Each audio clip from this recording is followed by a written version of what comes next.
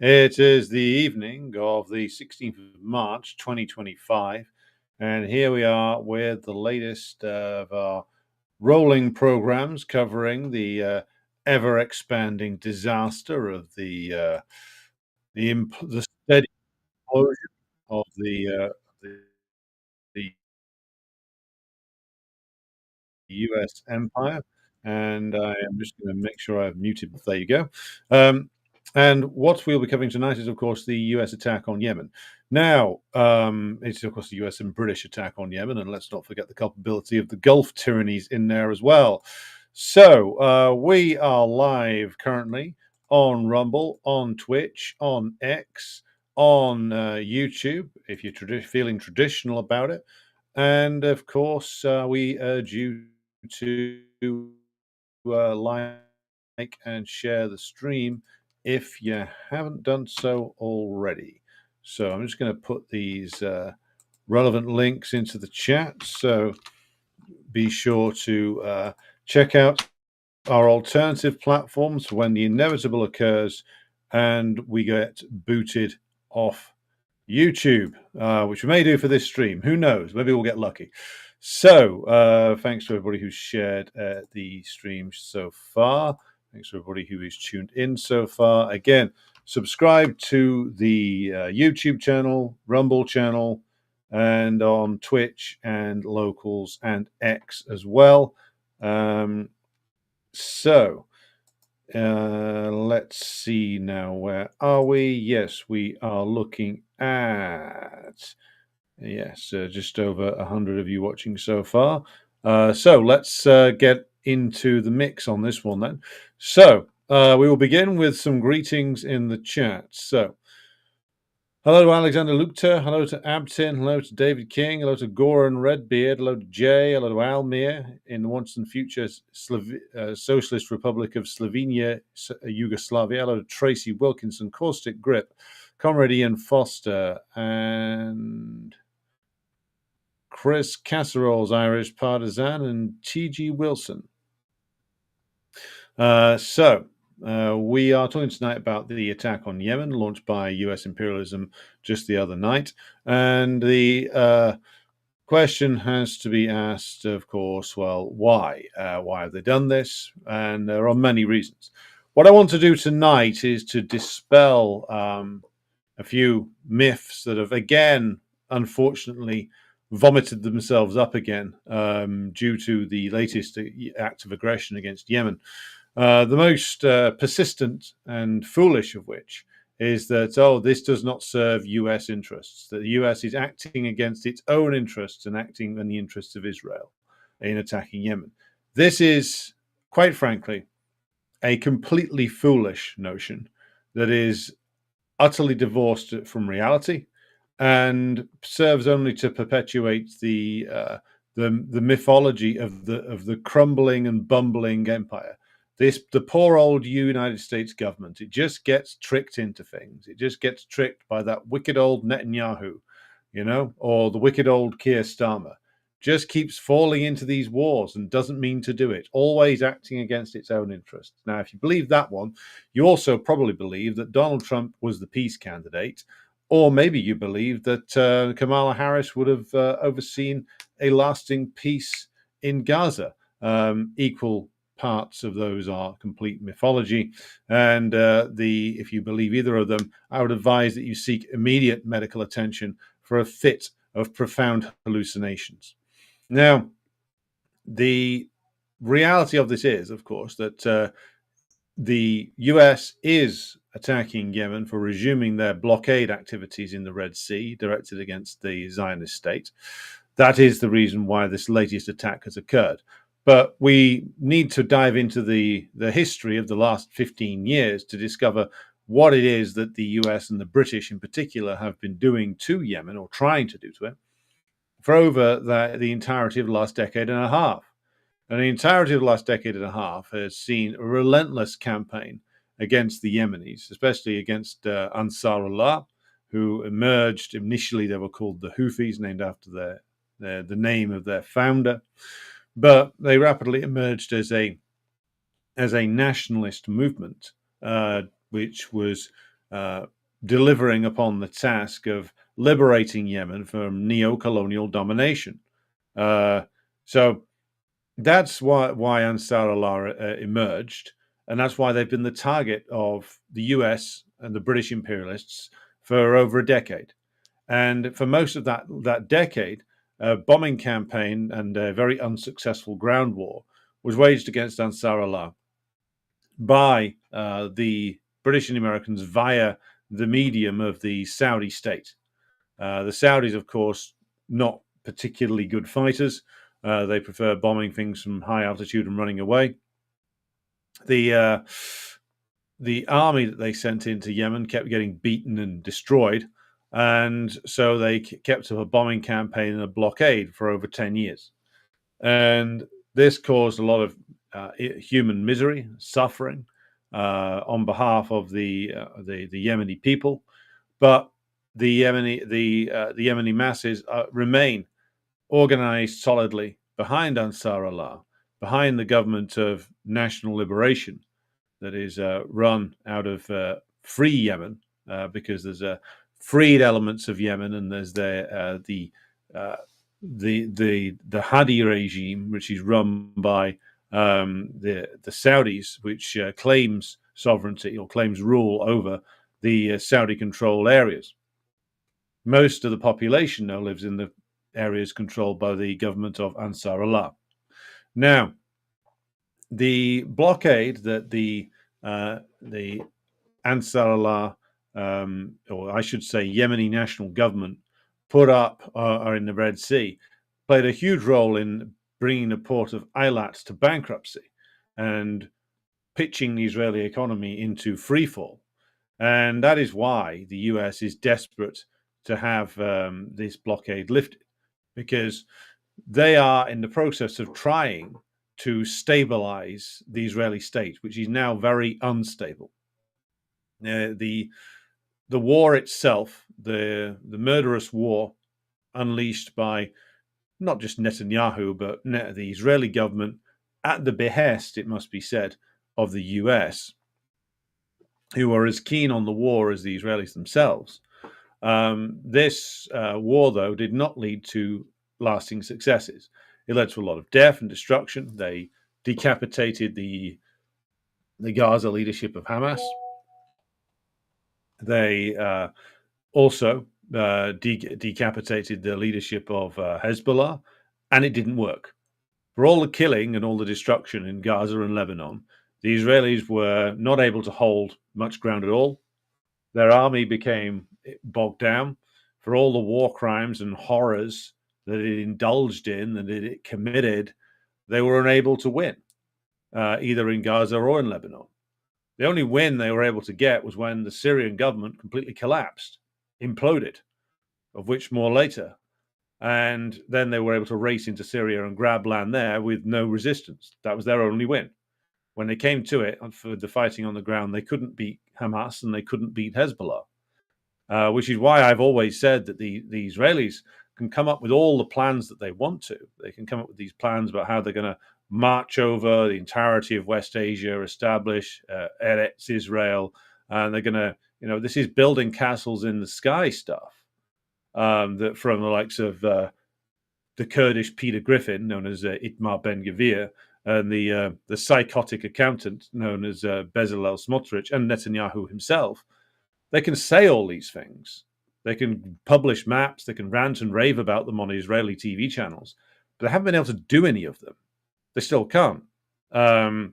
So we are in a situation where you get all these blood-curdling threats coming from Netanyahu, coming from Trump himself, of course, regarding like what they're gonna do. We're gonna clean out Gaza, etc., etc. Well, they may try, but they couldn't do it in 15 months of war.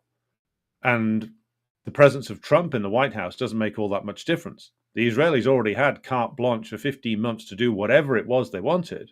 They got that off Biden. So Trump would give them the same, and the result would be, well, more blood, more death, more murder. That's true. But the results of the Israeli army's performance of the Israeli army would be little to no better. They barely scratched Hamas inside Gaza, in actual fact. and they have apparently readying themselves to go back. But I think that that's a lot of elaborate bluffing on Netanyahu's part at this stage, because even in Israel itself, even amongst former Israeli officers, the performance of the army has been slated, not just by toadies for Netanyahu and fanatics loyal to Ben Gvir and Smotrich, but even by those who aren't associated with the ultra reactionaries, even retired officers loyal to the likes of Benny Gantz or his political project, have observed that this was a bad performance from the army in Gaza and in Lebanon, that they weren't able to stand up to Hamas and Hezbollah with all the technological advantages they had and all of the murderous death machinery they were able to wield and all of the backing that the US, the British, and the Europeans gave them. They still weren't able to win. So they've had to switch tactics, which is where we are now. And so Netanyahu is fucking around with the ceasefire, trying to cut off aid going into Gaza. Basically, I would guess my estimation would be that this is being done for internal political reasons inside Israel. Netanyahu's position, whilst he's still prime minister, he is only preserved in that position because he is the only candidate who has been able to consistently pull together governments over the last 20 years. His opponents despise him and want rid of him, but they are unable to agree on a way forward themselves and are unable to wield a convincing parliamentary majority for too long in the Knesset. So Netanyahu keeps coming back because he's the man who has been the most skillful at building coalitions from the rising parts of the electorate, which is the ultra-reactionary fascist elements in the open fascist elements in the Israeli electorate. Those are the growth elements of the voting base, and those are the parties amongst whom Netanyahu has built himself a following, or built himself some alliances. But that's been destabilized by the ceasefire that eventually the US told the Israelis that they had to accept because the war hadn't worked. And the US's forces were getting stretched too thin and their weaknesses were being revealed, and that's why they needed to calm things down a little bit and switch tactics. They were going to try and maneuver against Hezbollah using other methods in Lebanon. They had got themselves a win in Syria that they probably didn't quite expect, and then didn't really know what to do with. And the weaknesses of the Israeli army could be papered over by declaring victory and clearing out for a while. Now, this has not helped Netanyahu's political situation. It's not helped the Israeli economy. It's not helped confidence in Israeli institutions either, nor has it solved the massive divisions that exist inside Israel between what used to be the old Labour Party constituency, the European Jews, and the Middle Eastern and Eastern European Jews who have come there as Zionist settlers and who have backed, first of all, they backed Likud, and then they backed the more recent arrivals backed entities far more extreme and wild even than Likud. And this division is there and it is real and it isn't going away. And Netanyahu's failure in the war, for all his big talk, has exposed him to more risk. And so a move by the US to try and knock out the Yemeni blockade of the Red Sea is an attempt to stabilize Israel itself, which has become more and more unstable as time has gone on. And here lies a problem for the US imperialists. This bombing isn't going to work. Then the US, to actually win, would need to deploy ground forces to try and defeat Ansar Allah on the ground, which they couldn't do either. And the Saudis tried it, but that didn't work.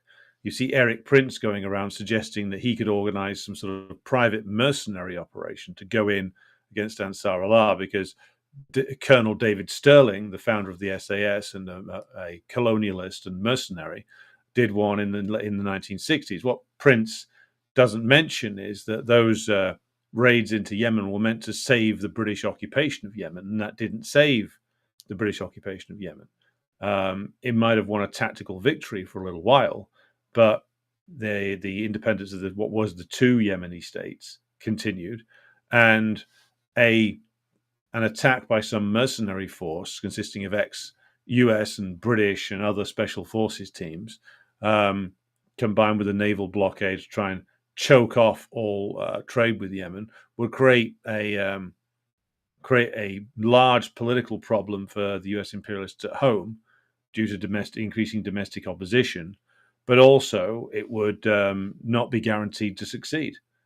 One of the Yemeni projects that they've got going is, of course, their ability to their project to become more self-sustaining in agricultural terms, and the agricultural element of this is something which is neglected in Western analysis. But the Yemenis have gone a long way in irrigation and crop maintenance, crop planting and crop maintenance that has enabled them to become far less damaged by sanctions and blockades than has been the case in the past. So this is the situation facing the US. If they go in on the ground, they will suffer casualties, probably quite bad casualties, and be exposed as being not anything like the fighters that the Yemenis are.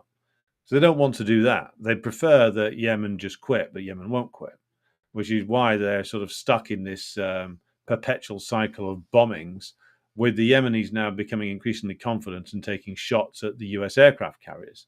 How long it will be before the Yemenis get hold of, if they don't have it already, more advanced heavy-duty anti-ship missiles that could sink a US aircraft carrier if delivered on target and hit it in the right place. How long before they get hold of one of those? Because it can't be long now. Such things are available. The Iranians have them, the Russians have them, the Chinese have them. Apparently, the Yemenis have got Chinese tech in some of their weapons. Certainly, they got a lot of Iranian tech, and they got a lot of homegrown stuff as well. So, how long is it going to be before one of these big American or British ships goes down? That's an interesting question. And when that happens, well, what do the imperialists do? Do they get stupid and try and invade? If so, that will, I think, lead to a complete disaster for them. But this periodic this bombing campaign that they're running now will kill Yemeni civilians, but it will not intimidate the Yemeni nation, which is solidly behind the national liberation movement led by Ansar Allah. And so, therefore, what Trump and his administration have done is an act of complete murderous futility. It will not deliver the breaking of the Yemeni blockade. It will not break the determination of Ansar Allah. What it will do is further entrench that determination. It'll entrench the blockade. It'll force the US to take more and more extreme action, and it'll drain US resources away from other areas.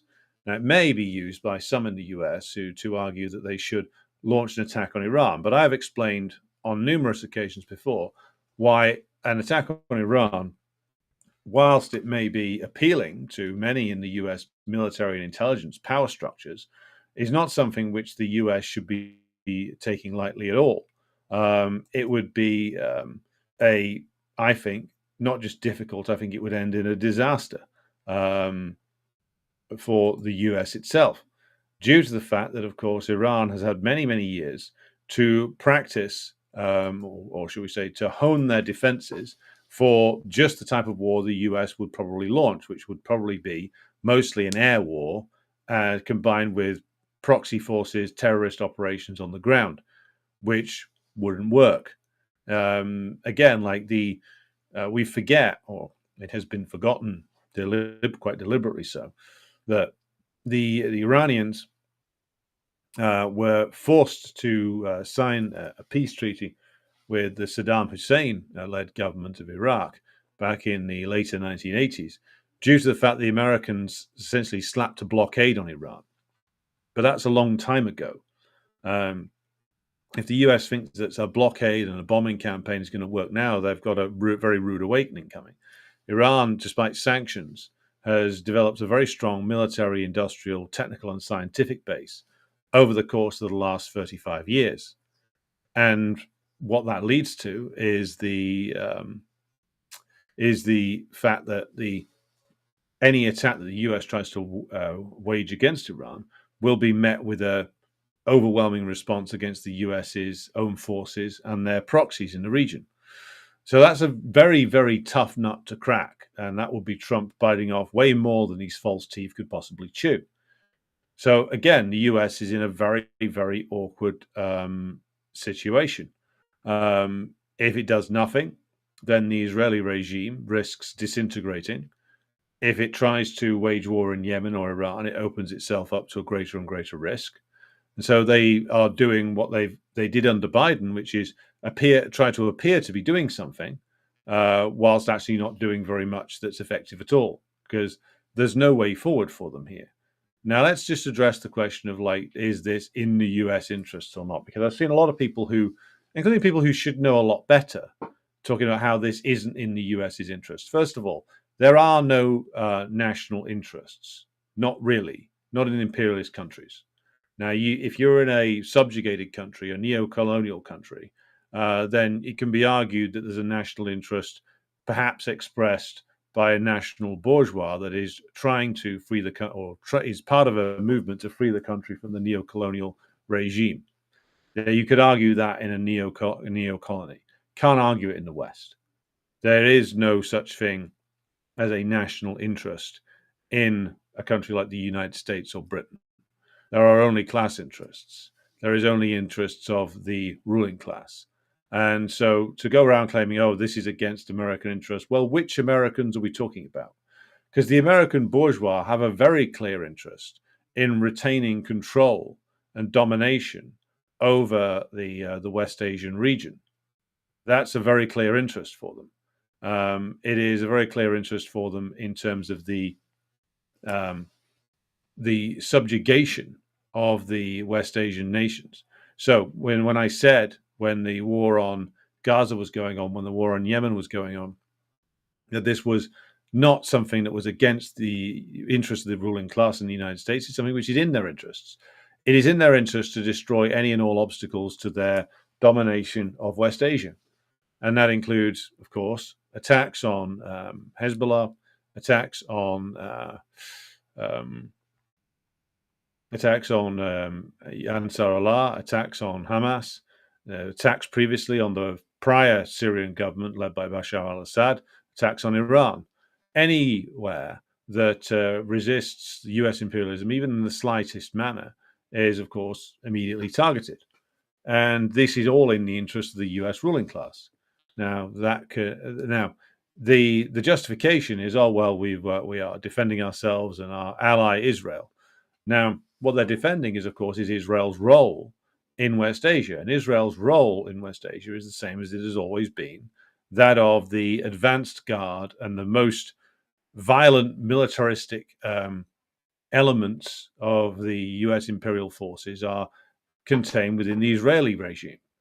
And their job, as it has always been since the days when Israel, in the period of Mandate Palestine, when it was just the Zionist movement, was sponsored by the British, its job under the Americans is the same as it was under the British, which is to do disruption and essentially terror campaigns and distraction operations, sabotage operations, and to act as a violent random force in West Asia in order to intimidate anybody who might try to pursue an independent path.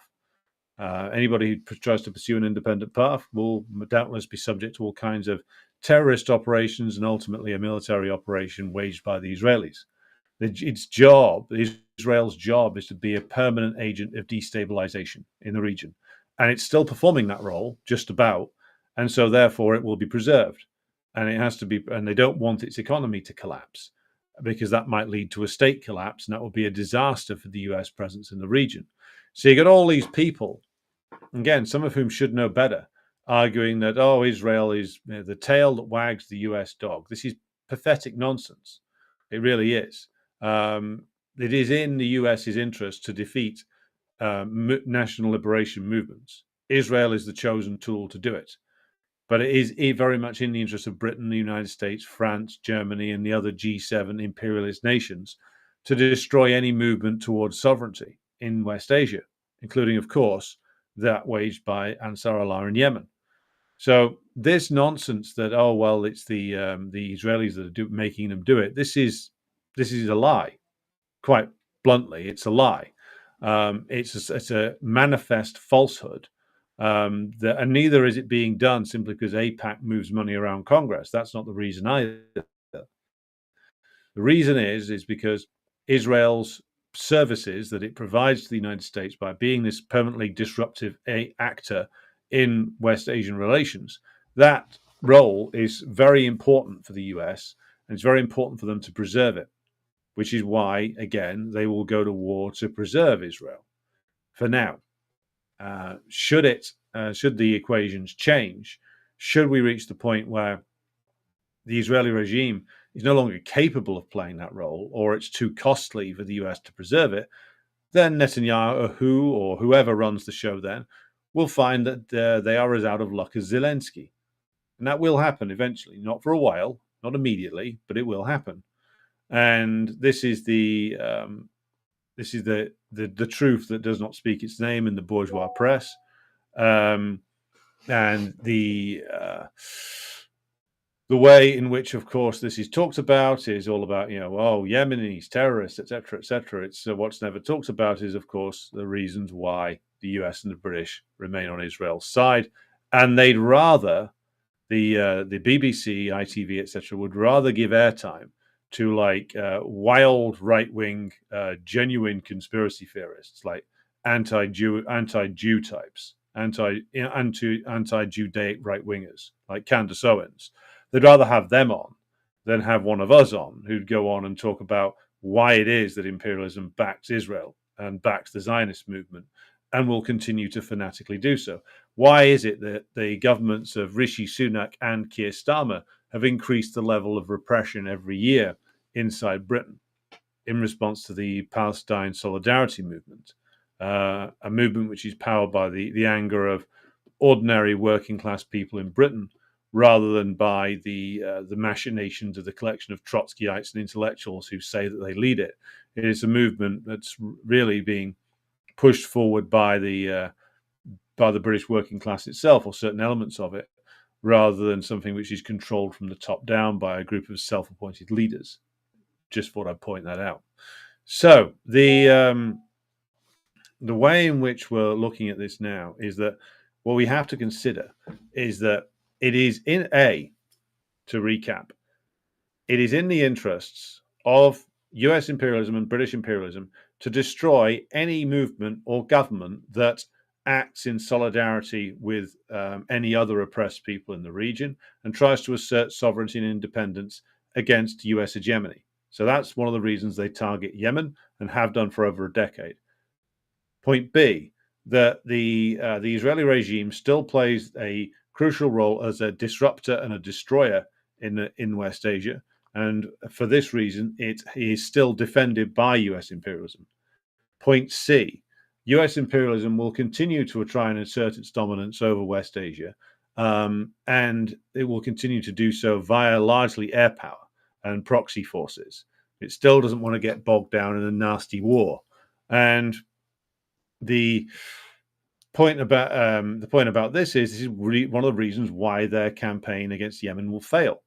They could sanction Syria to death. They could bomb it, partially because, for all the fact that we defended the Syrian government and still believe to this day that had the government led by Bashar al-Assad somehow managed to prevail, then, of course, Syria would actually still be a nation. It's not a nation anymore. Or I should say the state's writ no longer runs anymore. It is fractured into 3, 4, 5, 6 different pieces. And so the point about Yemen is Yemen, Ansar, in the form of Ansar Allah, these are a revolutionary movement, a revolutionary nationalist movement rooted in the great Yemeni masses. And it is clearly, judging from the massive demonstrations and mobilizations, They are they have the great bulk of the population solidly behind them, and with that in mind, this is the reason why the US hasn't been able to defeat them in 10 years, despite the fact that everything they did to Syria, they've done to Yemen twice, 3 times over, and will continue to do it, and it will continue to not work. And this is the point where we will depart slightly in terms of our analysis and go back to the point about, like, well, is all this being done against US interests? No, this is all being done in the interest of the US ruling class. They have to destroy any movement that stands against them, any country that stands against them. They have to have complete freedom of the seas. They have to reassert the dominance of their navy, which was badly beaten by the Yemenis towards the end of last year, which caused the Operation Prosperity Guardian to have to be called off. And this is where we stand now. It is all being done in the interest of the US ruling class. Now, and it's here I repeat, there are no American interests. There are class interests within the United States. Yeah, the Israelis, for all the fact that they have a lot of collaborators in the bourgeois of the United States, and a lot of people with dual passports, a lot of people invest in Israel, because it is an American colonial project in West Asia. For all that they have their supporters, they're not in charge of the US government. The US government acts according to the interests of the US ruling class at all times. And at the moment, this coincides with the interests of those who are running Israel. Eventually, it will not. Eventually, it will depart from that. But at the moment, it is in their interest that Israel be preserved and continue to play its traditional role of a disruptor and a destroyer. So this is the way in which we should properly view these things. Anybody who considers themselves to be some sort of Marxist needs to stop doing this nonsense about it's not in American interests to attack Yemen. It's not in the interests of the American worker. That's true. It is in the interest of the American ruling class. So we go back to the point made by Stalin, which is that it is in the class interest, therefore, of the American worker to extend the hand of solidarity to the Yemenis and both make a stand together against the US ruling class, just as it is the same in our case here in old perfidious Albion or in France. Our interests lie in building an alliance with those forces who are fighting American and British imperialism, be they Yemenis, be they Venezuelans, be they Cubans, Nicaraguans, be they Iranians, Russians, Chinese. Our interest lies in forging a relationship of solidarity and respect with them against our ruling class here, and hopefully taking action which leads to the defeat of the ruling class here, the defeat of British imperialism. That is where our interests truly lie. So, I will take questions on this in just a moment, but I'm just going to go up to the top here and see where we are. Be sure to like and share the stream if you haven't done so already. All right, so we've already done some greetings to some people. And T.G. Wilson says, Yemen used 18 ballistic and cruise missiles and drones targeting the US aircraft carrier Harry Truman and its warships in the northern Red Sea. Yeah, according to Fiorella Isabel. Well, let's see. We don't know for now.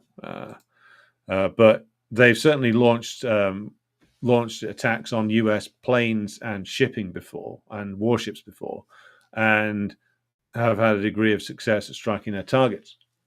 So we'll see how this plays out if we can get confirmation on it. And the Americans would never admit to it, though. It would be to admit their own impotence. Very good evenings, I should say, to Enigma from a cup-winning Newcastle upon Tyne. Good job there's no Liverpool fans in the audience tonight. I bet there is, though. Good evening to Comrade Lee.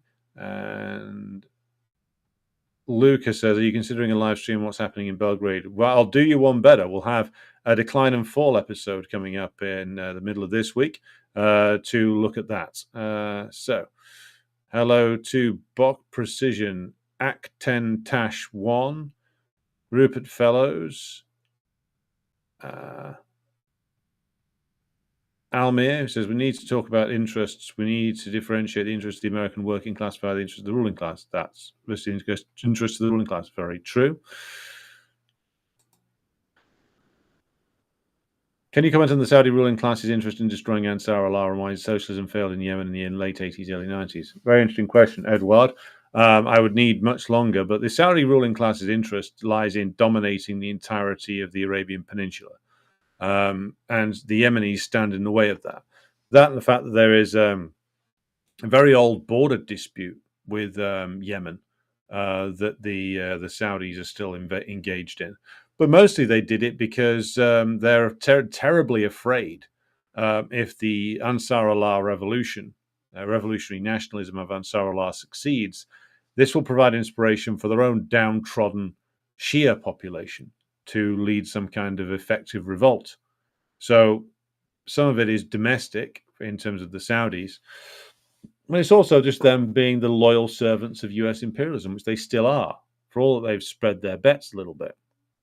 When the US wants something seriously, they crack the whip and the Saudis say, yes, sir. In terms of the failure of socialism in Yemen, I mean, I'm going to be honest with you and say that I don't know enough about that for now. I hope to find out more about it in the coming weeks, and when I know, you will. Good morning to Ash down under.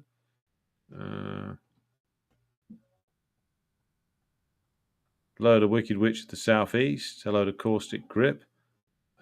He says it really is incredible what a country can achieve if its people and its leadership are united and politically engaged in a single struggle. That's very true. Hello to Comedian Foster, who says solidarity with Ansar Allah. Protests in Serbia, we'll talk about that with our comrade in Serbia on Wednesday.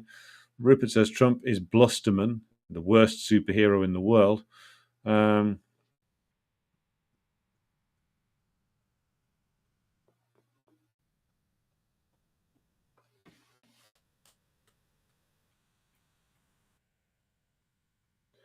Abtin says the armed forces of the Saudis are built with two things in mind: domestic repression and projection of power. If it can't be used, and if it is used, it will break, much like the ornamental swords of the Saudi princes. Yeah, the only usable element is their air force, and that isn't very good either. I mean, the air war against Yemen was run by U.S. and British Air Force officers in a command center in Saudi for years. Bok Precision says they will try to set Bosnia and Serbia as each other. Bosnia's secession from Yugoslavia was a German-sponsored project. Yes, I have read that. A lot of it was a German-sponsored project. Reassertion of German ruling class interests in the east and south of Europe. Apparently, Israelis are going to boycott Ireland. I'm sure Ireland's gutted.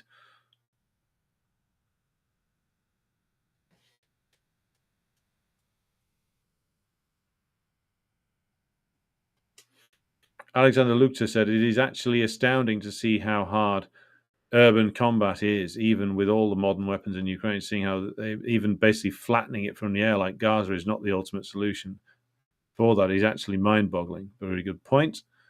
Hello to Jenny. Rupert says Iran is the last country on Netanyahu's list of 7. Well, I don't think old Benny's going to see the end of that one. Ash says sanctions can cause temporary pain, but as capitalists love to say, necessity is the mother of invention. Indeed, it is. And that's something which we should thank the US imperialists for. Their cowardice and opportunism has forced several countries into waves of innovation that they would not have done otherwise.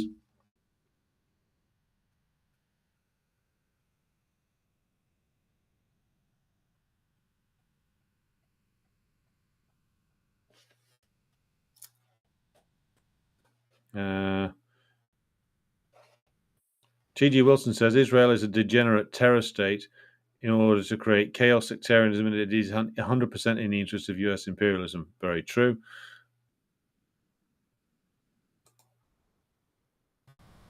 Almir says USA wants to control the entire Middle East. One of the reasons is to cut off China from the resources of the region if the US sees it as necessary.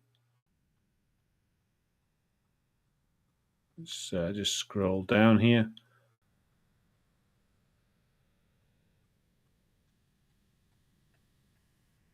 A British general said after oil was discovered, we need a loyal ulster in West Asia. Well, that was Ronald Storrs who said that, and he was the British Governor General of Mandate Palestine. So very much a man who influenced the foundation of the Zionist state. Almir says Yemen seems a lot stronger than Syria, a government rooted in the masses. That's true. Alistair Page McGill says Alex is back to formal attire, I see. Yes, there was a breakout of a tracksuit earlier in the week. Who knows? It may reappear. I will decide upon a consultation with my wardrobe.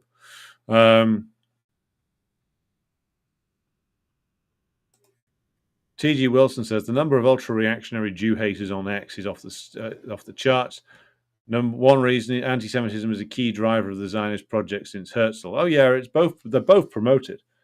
I mean, a Jew hatred has been key to, as T.G. Wilson indicates in his comment, the success of Zionism is the promotion of like a deeply reactionary anti-Jewish sentiment. Those two things feed off each other, and so both are promoted on platforms like X, just like fascist revivalism is promoted on X and on the Joe Rogan podcast. And isn't that sad to see that old scam Cedar has been able to be proven, if not correct, then near correct about Rogan? There you go. Zayn says Mossad has failed to infiltrate Ansar Allah's leadership. Well, I bet the Yemenis take security very, very seriously. They certainly need to. Montana Creed says Yemen represents the threat of a good example. That's true. Alexander Lukta says Galloway should have Candice on and let her do her Tate Brothers defense campaign. It's what the algorithm demand. He basically cannot have her not on. Just think of the manosphere audience retention. Yes, well, if Galloway wants to do some sort of bizarre and awkward attempt at flirtation with Candace Owens, then that is entirely up to him. Candace Owens is a fucking grifter, and I wouldn't take her seriously at all.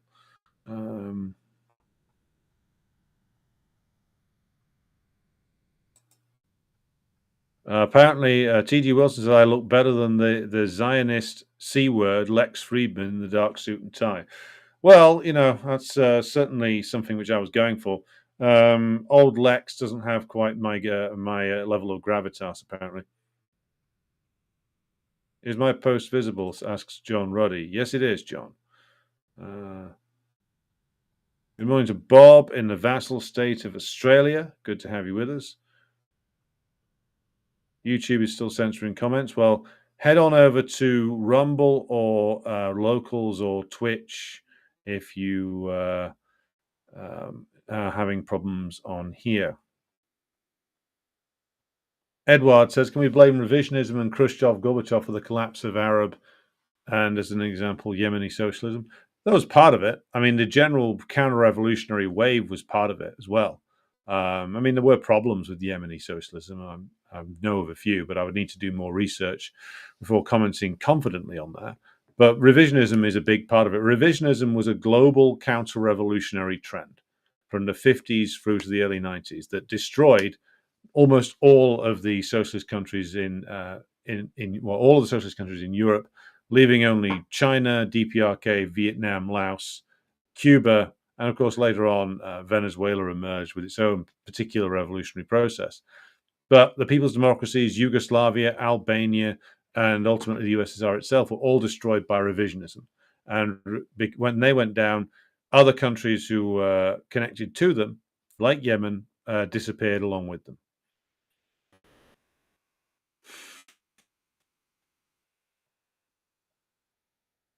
Alan Smith says, I used to be in the US Navy. When it comes to Yemen, I have to cheer for the other side. Sensible man. That weirdo with the mohawk is massively signal boosted, says Keel Jones. Okay, which one is that? Edward says, why doesn't imperialism seek to divide up and asset strip India, bigger than even Russia and China? Interesting question, because I think principally because the Indian bourgeois, even though they are in bricks, still play both sides of the street, so to speak. They still work both angles. Um, so they'll buy oil, knock down prices from the Russians, then refine it, stick a new label on it, sell it for a great profit at its actual price, or the price that's actually set by the market. And they're making a lot of money doing that. And now they say they're going to act as an offshored weapons production center for the British and the Europeans. Now, quite how the British and Europeans expect to get their outsourced weapon production, outsourced weapons to the country in question, whilst steering over the high seas and evading Russian submarine warfare, if that came to that, I'm not sure. But the Indian ruling class essentially trying to play both sides of this and come out on top. And the US at the moment doesn't want to fuck with them. That might change if there was ever a government that came into power in India that was more, shall we say, assertive against the US. Then you would see some shifting there. Hello to Marius, who's joined us. So we move then to a final comment for tonight, and this is going to be a brief one. This bit of the video is going to be clipped because it's connected to my prior remarks, but it's not in a direct continuity. And I wanted to discuss an example of like how like the Anglo left is a genuinely perfidious and wretched creation, which you would have heard me talk about on numerous occasions before. But given that this is becoming a bigger and bigger problem, it deserves a little bit further explanations. So I'm going to endeavor to do that over the next few nights. Now, I wanted to start by talking about somebody you will have heard me mention before, and that is a certain Mr. Owen Jones.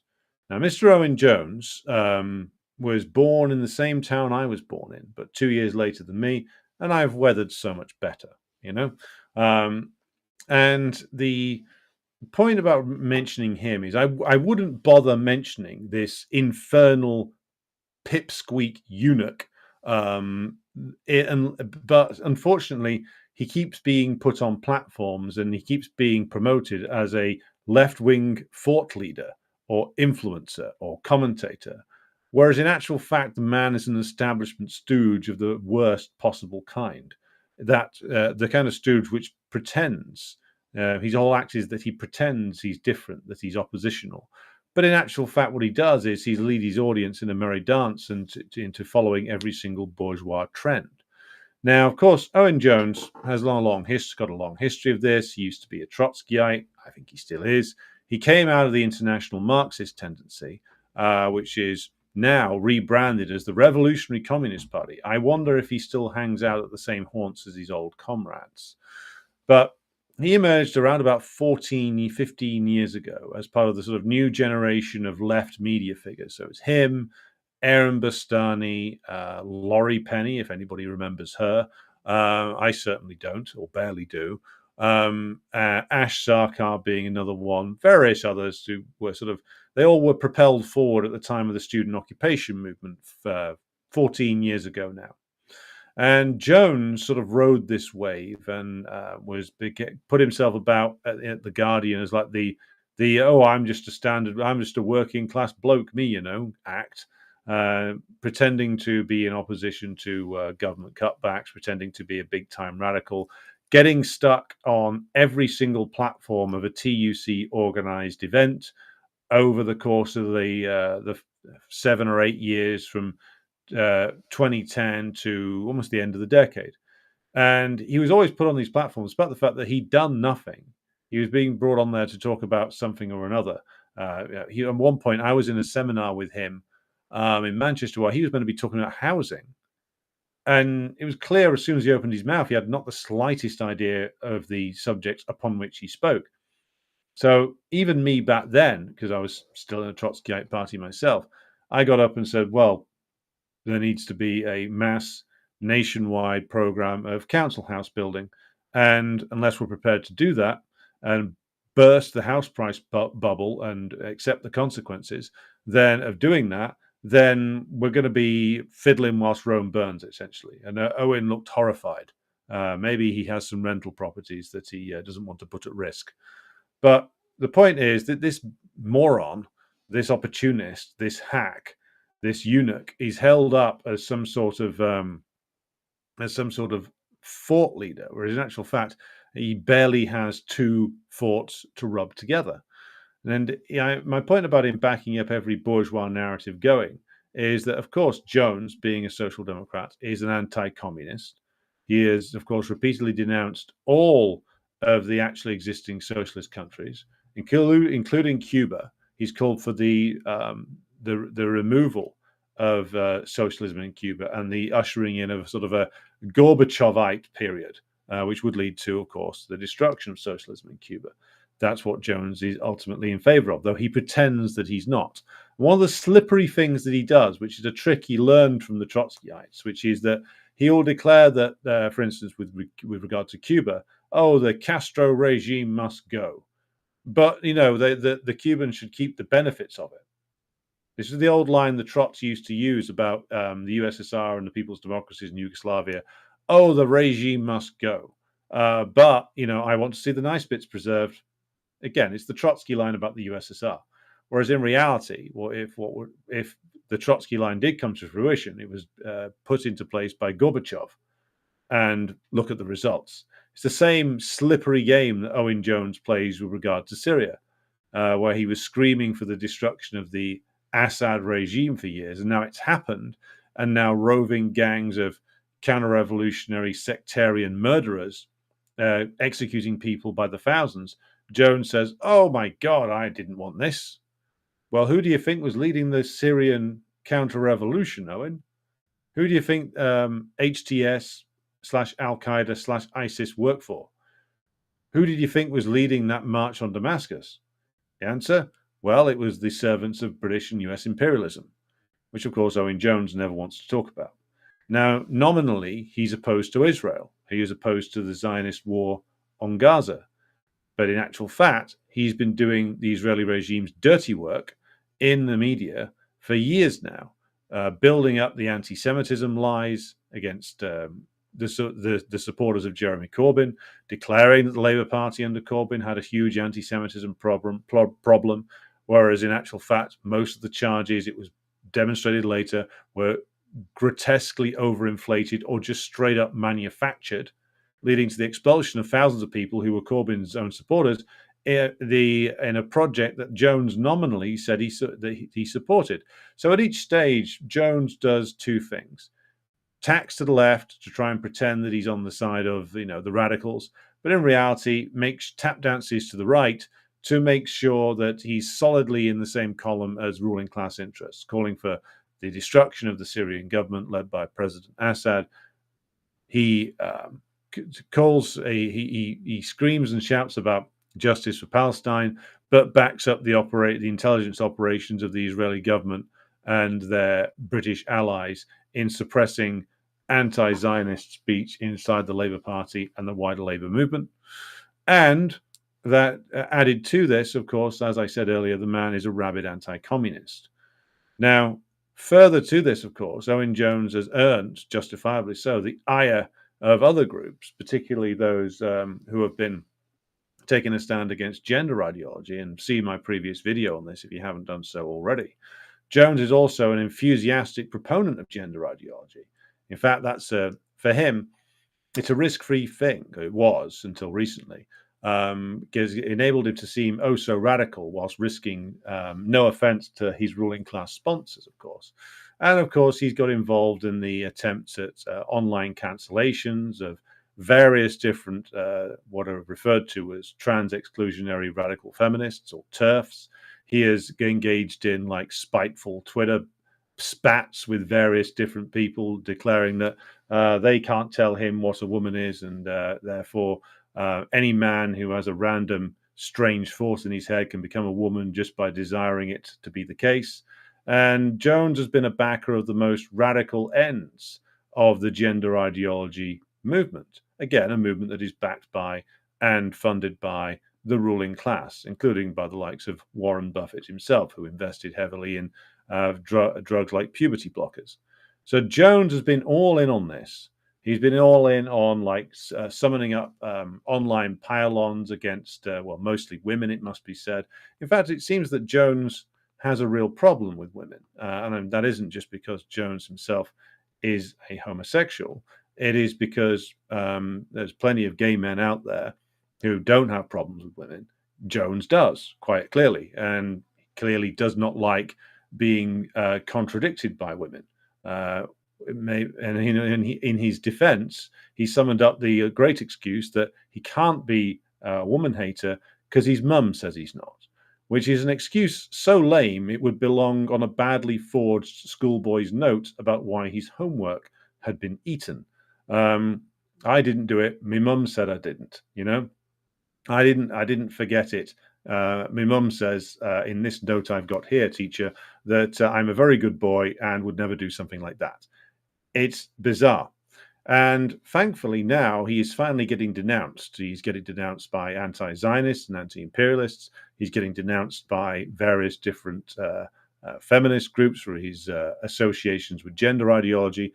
But the foul little noxious git is still popping up everywhere and claiming that he's being persecuted now. Whereas in actual fact, he is a rat, he is a snake, he belongs in the same category as Paul Mason.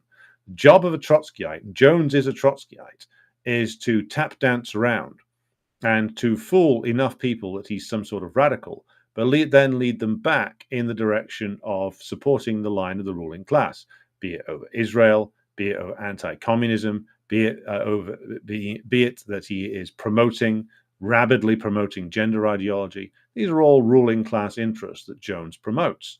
And again, his job is to mislead people. This is why he's put on platforms. His job is to sell reactionary bullshit to you, dressed up in radical clothing. That's the job of, in fact, the entire leftist so-called intelligentsia and commentariat, whether it's Jones, Aaron Bastani, Ash Sarkar, etc., etc., right up to the man who's the final boss of all of them, which is Paul Mason himself. These people's jobs are to mislead, misinform, divide, and confuse people. And so when you look at whatever the hell it is that Owen Jones is saying on any particular day, always bear in mind his real bosses lie within the ruling class. No matter how much he screeches and squeaks about how much he's in favor of something progressive, look at who he is: a reactionary, an anti-communist, a man who has been rabidly in favor of regime change in Cuba and Syria and Libya and all manner of other places, a supporter of Zionism, a supporter of the ultra-reactionary anti-woman, anti-children gender ideology, an all-round foul, obnoxious, intellectual eunuch for hire by the ruling class.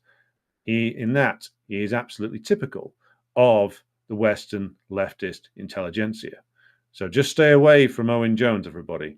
Reading his words will not be good for your health. I, fortunately, cannot read them because he blocked me many years ago, along with about 8 million other people, it seems, or anybody who dared to contradict him.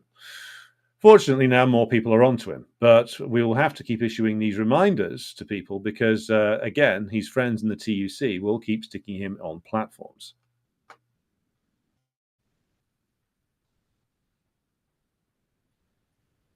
Okay, right.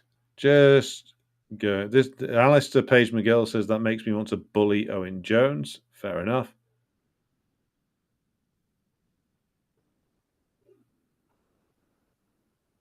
Just going up to where we are. We left it off before.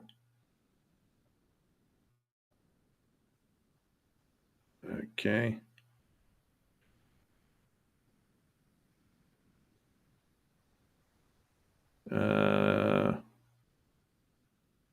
Right. Just bear with me a moment. I'm trying to find where I left the comments.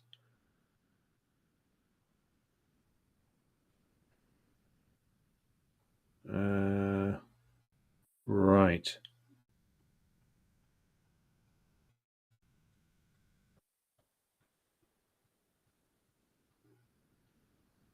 Bro Jenny says Bro Rogaine is a guy who listens to people talk all day but never learns anything. Well, if you only listen to CIA agents, then that's all you'll learn. The latest line of the CIA, and that is, of course, what Mr. Rogan does.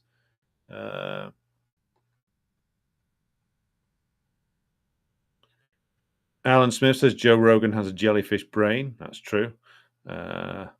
Free Palestine says India has nukes. Well, so does Russia.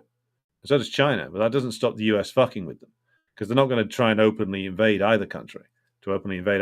So they try all manner of other schemes to divide, demoralize, and confuse the masses in all of these countries. So having nukes doesn't protect you against US imperialism. It just protects you against certain things, certain sort of direct assaults.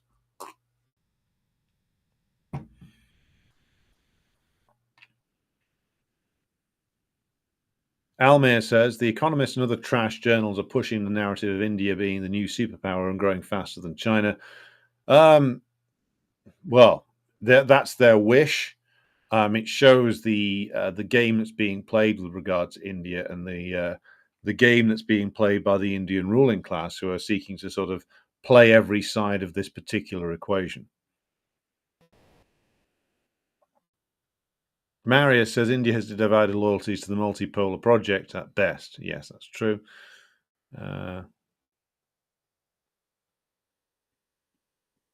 Jimmy Timmy says, how much do you think the capitalist West-loving Putin is going to cede to the US in negotiations? Russians will be played again because of the Russian bourgeoisie headed by Putin. I don't agree with you there. I think that the strength of opinion in the Russian working class, and even like the Russian bourgeois itself, the Russian national bourgeois, not the compradors, is such that even if Putin did want to capitulate, he would find it very hard to do so without severely damaging his own system. And the immediate beneficiaries of that would probably be the Communist Party of the Russian Federation, given that they've been entirely consistent upon this, the need for the special military operation to be fought to the end, which is the destruction of the Kiev regime, for over a decade now. So it would severely damage his and United Russia's political position if they were to do that. So I don't think they're going to. As I've said before, I think that what's going to happen is there will be a normalization between the US and the Russians on one level, and the war will continue because that's ultimately the aim. The ultimate aim of the US is to get the Europeans to continue the war whilst the US goes off and does other things, and they want to do that whilst improving relations with the Russians at the same time, trying to offer some inducements to get the Russians to move away from the Chinese. That's not going to work. They're over a decade too late for that. So we'll see. I think the war will get fought to a finish, and then a solution will be imposed by the Russians. And all the Europeans will do is try to spin it out as long as they possibly can. Free Palestine says Owen Jones is a fifth columnist. True. Jenny Lynn says she fecking hates Owen Jones. There we go.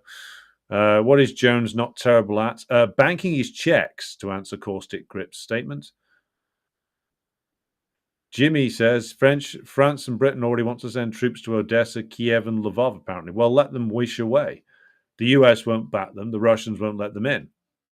So, it's a non-starter because the US doesn't want to take the risk of an open war with the Russians.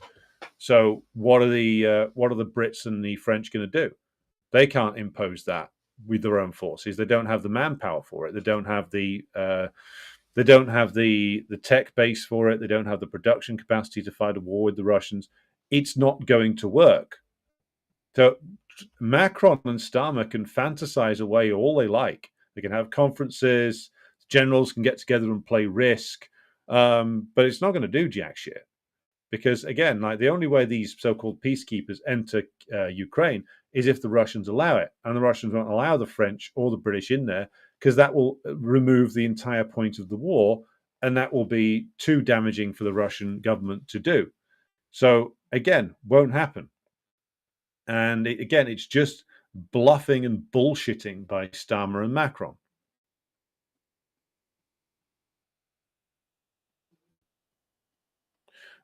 Marius says Owen Jones is a trot rat concentrated into one obnoxious person. That's true.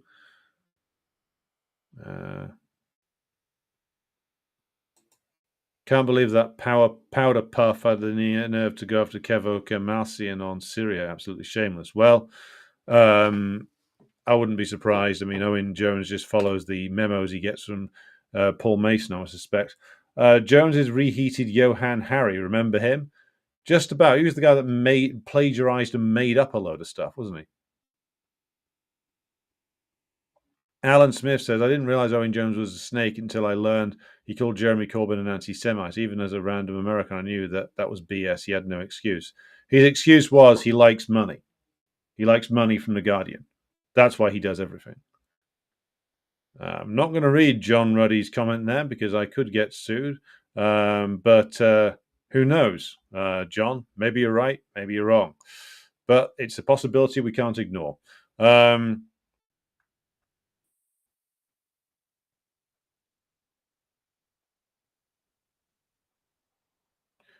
Okay, so there's a connection between Candace Owens and Andrew Tate. My God. Talk about a combination of the worst people you could imagine. Stolen Hellcat says, commies can get an ice pick like Trotsky. Feel free to try it. That's all I'll say. With a big man with the internet threats, if you can leave the basement you're tweeting that, you're commenting from, feel free to try it. By the way, communists killed Trotsky because Trotsky was a collaborator with fascism. So given that I think you're probably a Pinochet fanboy, then really you should be mourning the death of Trotsky. He was one of yours by the end there. So, why don't you take your fantasy ice pick and jam it up your fucking arsehole, you stupid little shit.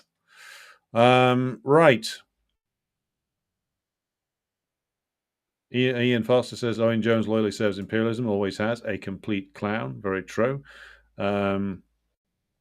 Rupert says, Candace Owens has a rich husband, so can play on the internet to stop herself getting bored, and she's heavily promoted. Marius says, it's so predictable at this point, just like the Trots feigning surprise at post-Soviet Russia becoming a neoliberal nightmare in the 90s. Oh, I didn't expect this. My God, there's gambling in this establishment.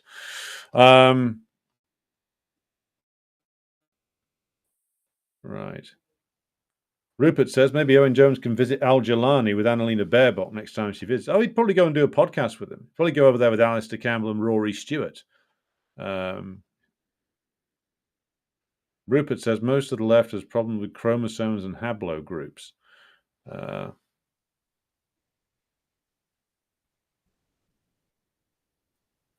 Almir says, I remember Chomsky once said that the fall of the USSR was a great victory for socialism, and now we can finally start building true socialism. Owen's take on Cuba reminds me of that.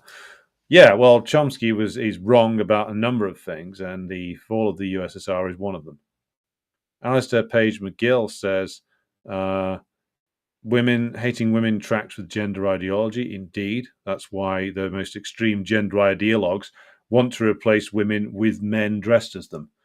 Now, I'm not a psychoanalyst, though I do have several books by them. But to me, that speaks of some rather extreme women-hating psychology on behalf of the likes of Owen Jones.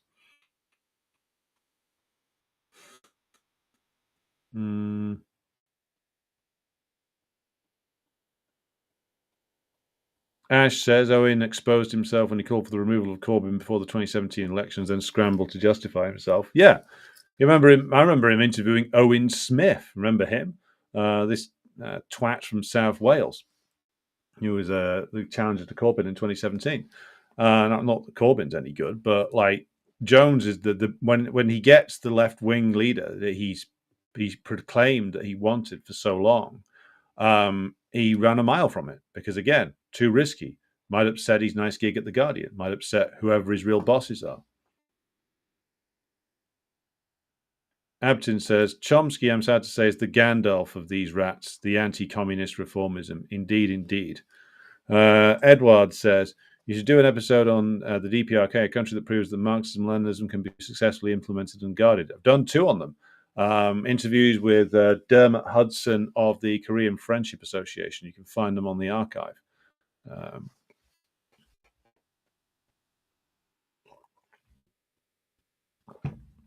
Ash says, to understand the Indian bourgeois, the best person to read is M.N. Roy. Thanks for the recommendation, Ash. Certainly. M.N. Roy, of course, I think was one of the founders of the original Communist Party of India. A very intelligent and perceptive man. Arcane Eclectic says, do you know an influencer who's way worse than Owen Jones? Paul Joseph Watson.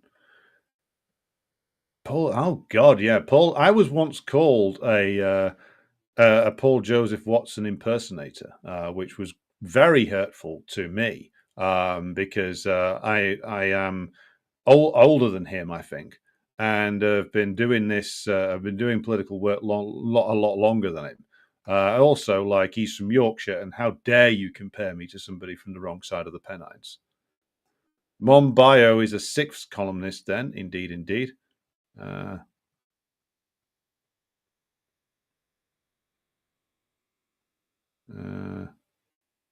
There is also a loyal Israel in Ulster, says Michael. Yes, I've been to the occupied 6 counties of Ireland and walked around certain areas of Belfast. Certain characters there seem to have a real obsession with it. Mopping the Moon says, I'm having a hard time figuring out what's up with Poland, how to get any information this side of the ocean. Interesting question. I will make a note of it. I need to go back and do some work on Poland myself.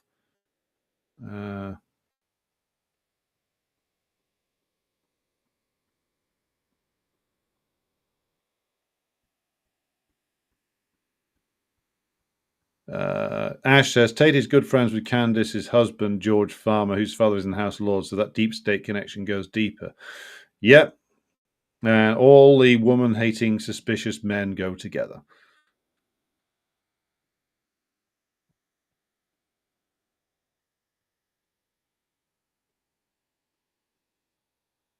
Jenny says, well, what we really need to do, more than anything, if Macron's mother is really a daddy, hard to criticize anyone doing that hard-hitting journalism. Yeah, that's like classic, like, fucking diversion tactics bullshit. It's like, first of all, I don't fucking care if Macron, like, married a dude in a wig. Who gives a shit? It doesn't really fucking matter if Macron is like is like a bizarre, twisted, like, sexually contorted dude, that he wouldn't be the first to be in the French presidency who's into some weird shit, who's got some dark skeletons in the fucking closet. The fact is that Macron is a reactionary, imperialist, anti-working class scumbag who needs to be brought down along with the system and the class that he represents.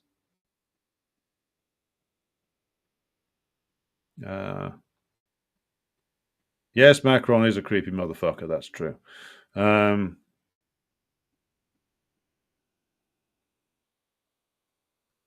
Jenny says, all guys with British accents are the same guy. That is racist. You Americans are all the same.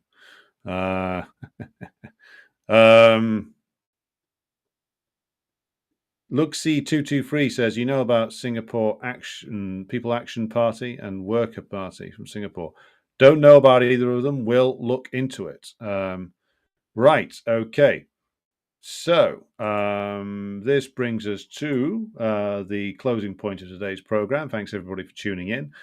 We've got some interviews coming up for you this week. I'll be putting some information about those out tomorrow. Be sure to like, share, and subscribe to the channel if you haven't done so already. And thanks to everybody who supports the show on Patreon and Buy Me a Coffee. I'll be back with you again tomorrow. And as always, good night and have fun.